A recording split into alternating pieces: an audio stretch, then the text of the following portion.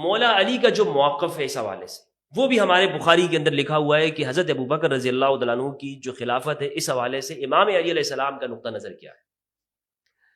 سیدہ نے جب حضرت ابوبکر خلیفہ ہوئے تو سب سے پہلے جو واقعہ ہوا وہ فدق کا معاملہ ہوا ہے. ٹھیک ہے.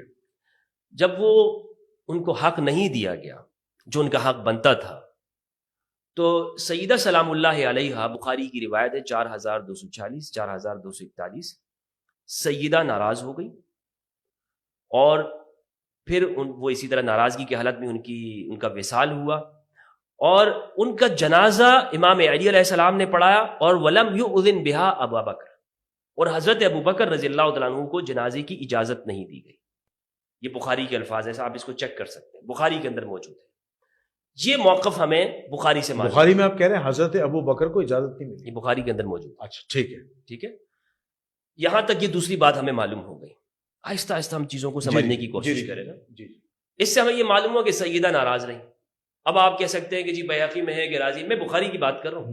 پہلے درجے کی کتاب، میں نے کہا آپ کو دوسرے درجے کی کتابوں کا بھی ہم نہیں چھڑیں گے، ابھی نہیں چھڑیں گے. ٹھیک، نہ وہ شہادت کے معاملے میں اور نہ ناراضگی نہ کسی اور معاملے میں. پہلے درجے کی، یا تو آپ کہیں کہ بخاری ہمارے لیے فرسٹ درجے کی نہیں ہے، ٹھیک، آپ اس سے انکار کر دیں تو پھر ٹھیک ہے، پھر میں مانتا ہوں آپ صحیح ہے، آپ انکار کر دیں پھر آگے چلتے ہیں. لیکن آپ مانتے ہیں کہ بخاری ہماری اول درجے کی کتاب ہے کتاب اللہ کے بعد. تو یہ ہمیں معلوم ہوا کہ سیدہ ناراض ہوئی ہیں.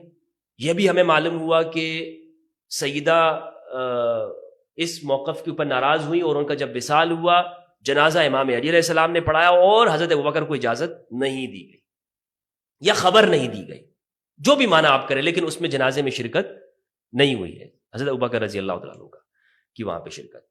تیسری جو بات ہے وہ یہ ہے کہ یہ اسی روایت سے ہمیں معلوم ہوتا ہے کہ امام علی علیہ السلام نے 6 ماہ تک حضرت ابوبکر رضی اللہ تعالیٰ عنہ کی بیعت نہیں کی.